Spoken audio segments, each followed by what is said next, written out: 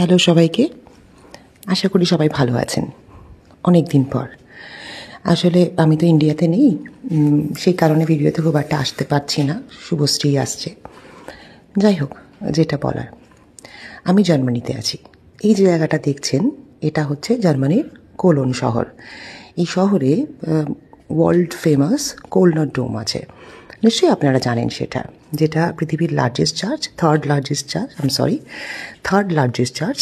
আর এর যে বাইরের ইনফ্রাস্ট্রাকচারটা, the facade of the church is the largest one in the entire world. এবার যেটা বলতে চাই, আমি না, জানেন তো, নিজেকে অ্যাথিস্ট বলেই জানি। ছোটো থেকেই না, একদম ছোটোবেলা বাবা চলে যাওয়ার পরে এত স্ট্রাগল পেতে পেতে আমার খুব মনে হতো যে আমি ঈশ্বরের কাছে যা চাইছি সে আমার প্রেয়ার শুনছে না। সামহাও আমার সঙ্গে তার একটা শত্রুতা আছে। এই বিলিফ সিস্টেমটা নিয়ে বড় হতে হতে আমার কোথাও মনে হয়েছে যে আমি আস্তে আস্তে ঈশ্বরে বিশ্বাস করি না, আমি অ্যাথিস্ট হয়ে গেছি। আমি কিন্তু কোনো মন্দিরে প্রেয়ার করতে চাই না। যদি যাই তাহলে মন্দিরটা দেখতে যাই, বা কোনো চার্চ দেখতে যাই, ইনফ্রাস্ট্রাকচারটা দেখতে যাই, ভালো লাগে, ছবি তুলে চলে আসি। এবারও সেই কারণেই গেছিলাম যে কয়েকটা ছবি তুলবো, দেখতে ভালো লাগছে, ব্যাস। প্রেয়ারের কোনো উদ্দেশ্য কিন্তু আমার নেই। কিন্তু যখন চার্চটার ভিতরে গেলাম, একটা অদ্ভুত প্রেজেন্স ফিল করলাম। কিছু একটা যেন চারিদিকে আছে, মেবি সেই সুপ্রিম পাওয়ার। সবার দেখা দেখি আমি একটা ক্যান্ডেলও জ্বালালাম। ক্যান্ডেল জ্বালাতে গিয়ে আমার মনে হলো বলি, এবং বললামও মনে মনে, যে তোমার সমস্যাটা কি, তুমি আমার কোনো প্রেয়ার শোনো না কেন?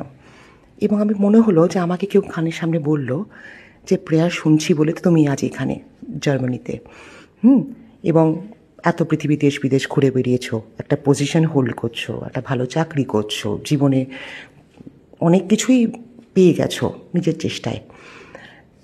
মাই ডিয়ার চাইল্ড, তুমি তখনই তোমার প্রেয়ার আমি শুনবো যখন তুমি নিজের জন্য চেষ্টা করবে।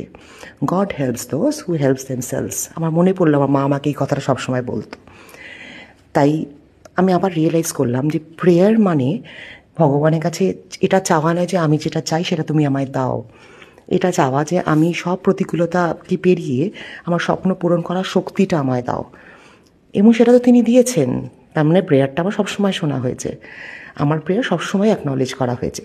জানি না এখান থেকে আমি অ্যাথিস্ট থেকে থিস্ট হলাম কি না, বাট হ্যাঁ, আবার একটা নতুন কিছু শিখে জীবনে আরও এগিয়ে যাওয়ার মোটিভেশনটা ডেফিনেটলি পেলাম। আপনারা কি বলেন?